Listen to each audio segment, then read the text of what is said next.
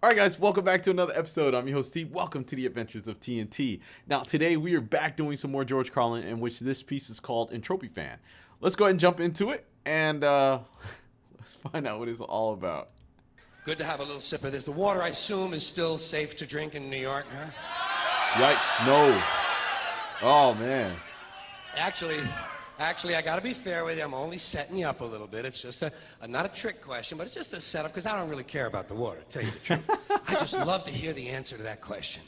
I ask that question everywhere I go. Everywhere I go, I say, how's the water? Haven't gotten a positive answer yet. Not one. Last year, I was in 40 states, 100 cities. Not one audience was able to say to me, yes, enjoy some of our fine local water. It is pure and it is good. Oh, man. All right, really quick, y'all. I remember the first time I went to New York when I was in Brooklyn as a kid. I drank because I didn't have a problem with drinking tap water. I drank the water out of the tap, and that shit was disgusting. Oh, my goodness. Of course, I know a lot of people don't talk that way anymore, but nobody trusts the local water supply. Nah. Nobody. And that amuses me. I like that. I admit I'm a bit perverted, but it amuses me that no one can really trust the water anymore. And the thing I like about it the most is it means the system is beginning to collapse and everything is slowly breaking down. I enjoy chaos and disorder, not just because they help me professionally. They're also my hobby. You see, I'm an entropy fan. I'm an entropy fan. When I first heard of entropy in high school science, I was attracted to it immediately. When they told me that in nature, all systems are breaking down, I thought, what a good thing. What a good thing. Perhaps I can make some small contribution in this area myself. And of course, it's not just in nature. In this country, the whole social structure just beginning to collapse. You watch. Jeez. Just beginning now to come apart at the edges and the seams. And the thing I like about that is that it means it makes the news on television more interesting, makes the television news more exciting, makes it more fun. I watch television news for one thing and one thing only, entertainment. That's all I want from the news, entertainment. You know my favorite thing on television? Bad news. Bad news and disasters and accidents and catastrophes. I want to see some explosions and fires. I want to see shit blowing up and bodies flying around. I'm not interested in the budget. I don't care about tax negotiations. I don't want to know what country the fucking Pope is in. But you show me a hospital that's on fire and people on crutches are jumping off the roof, and I'm a happy guy. I'm a happy guy. I'm a happy guy. Oh, man. I want to see a paint factory blowing up. I want to see an oil refinery People love explode. the news now. I want to see a tornado hit a church on Sunday. I want to see people, I want to know there's some guy running through the Kmart with an automatic weapon firing at the clerks. Oh, my God. I want to see thousands of people in the street killing policemen. I want to hear about a nuclear... Oh, my God. Oh, man. If George Carlin was alive, he'd be thoroughly entertained. Because that seems like the only thing that's on the news nowadays. Oh, that's wild. Meltdown. I want to know the stock market dropped 2,000 points in one day. I want to see people under like pressure. 2 weeks ago. Sirens, flames, smoke, bodies, graves being filled, parents weeping, exciting shit. My kind of TV. I just want some entertainment. It's just the kind of guy I am. It's the kind of guy I am. You know what I love the most? When big chunks of concrete and fiery wood are falling out of the sky and people are running around trying to get out of the way. Exciting shit. That's why I watch auto racing. That's the only reason I watch auto racing. Oh, I'm waiting for some accidents, man. I want to see some cars on fire. I don't care about a bunch of redneck jack-offs driving 500 miles in a circle. 500 miles in a circle? Children can do that, for Christ's sakes. Doesn't impress me. I want to see some schmuck with his hair on fire running around punching his own head, trying to put it out. I want to see the pits explode. I want to see a car doing a 200-mile-an-hour cartwheel. Hey, where else besides auto racing am I going to see a 23-car collision and not be in the son of a bitch? And if a car flies out of control, lands in the stands and kills 50 spectators, fine. Fuck them. Serves them right. They paid to get in. Let them take their chances with everybody else. Just means more fun for me. More fun for me. Hey, at least I admit it. Yo, George is wild for this one. Those feelings. Most people see something like that on television, they'll say, oh, isn't that awful? Isn't that too bad? Lying asshole. Lying asshole. and you know it. Explosions are fun. And hey, the closer the explosion is to your house, the more fun it is.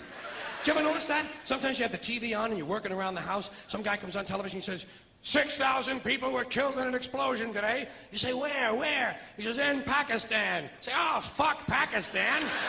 Too far away to be any fun. Oh, my God. But if he says it happened in your hometown, you'll say, whoa, hot shit, come on, Dave, let's go look at the bodies. Let's go look at the bodies. I love bad news. I love bad news. Hey, the more bad news there is, the faster this system collapses. Fine by me. Fine by me. Oh, Don't man. bother my ass. Don't bother my ass, none. I'm glad the water sucks. I'm glad it sucks. You know what I do about it? I drink it.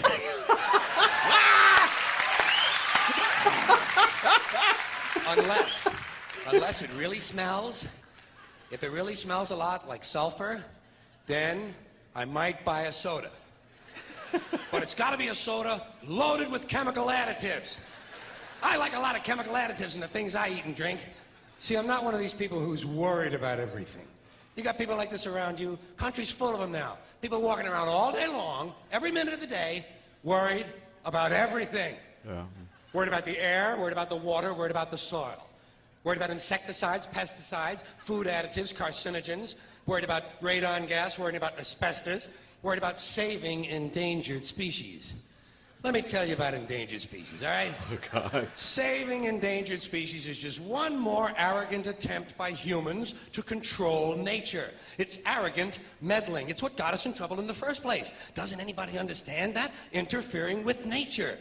Over 90%, way over 90% of all the species that have ever lived on this planet, are gone. They're extinct. We didn't kill them all. They just disappeared. That's what nature does. They disappear these days at the rate of 25 a day. And I mean regardless of our behavior. Irrespective of how we act on this planet, 25 species that were here today will be gone tomorrow. Let them go gracefully. Leave nature alone. Haven't we done enough? We're so self-important. So self-important. Everybody's going to save something now. Save the trees, save the bees, save the whales, save those snails. And the greatest arrogance of all, save the planet. What? Are these fucking people kidding me? Save the planet? We don't even know how to take care of ourselves yet. We haven't learned how to care for one another. We're going to save the fucking planet? I'm getting tired of that shit. Tired of that shit. Tired. I'm tired of fucking Earth Day. I'm tired of these self-righteous environmentalists, these white bourgeois liberals who think the only thing wrong with this country is there aren't enough bicycle paths. People trying to make the world safe for their Volvos. Besides, environmentalists don't give a shit about the planet. They don't care about the planet. Not in the abstract, they don't. Not in the abstract, they don't. You know what they're interested in? A clean place to live. Their own habitat. They're worried that someday in the future they might be personally inconvenienced. Narrow, unenlightened self-interest doesn't impress me. Besides, there is nothing wrong with the planet. Nothing wrong with the planet. The planet is fine. The people are fucked. Difference. The planet is fine. Compared to the people, the planet is doing great. It's been here 4.5 billion years. Did you ever think about the arithmetic? Planet has been here 4.5 billion years. We've been here, what, 100,000? Maybe 200,000? And we've only been engaged in heavy industry for a little over 200 years. 200 years versus 4.5 billion. And we have the conceit to think that somehow we're a threat? That somehow we're going to put in jeopardy this beautiful little blue-green ball that's just a-floating around the sun? The planet has been through a lot worse than us. Been through all kinds of things worse than us. Been through earthquakes, volcanoes, plate tectonics, continental drift, solar flares, sunspots, magnetic storms, the magnetic reversal of the poles, hundreds of thousands of years of bombardment by comets and asteroids and meteors, worldwide floods, tidal waves, worldwide fires, erosion, cosmic rays, recurring ice ages, and we think some plastic bags and some aluminum cans are going to make a difference? The planet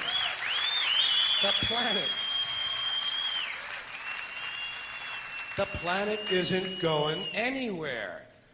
We are. We're going away. Pack your shit, folks.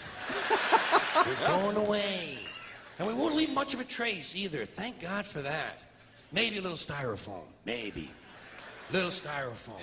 Planet will be here and we'll be long gone. Just another failed mutation. Just another closed-end biological mistake. An evolutionary cul-de-sac.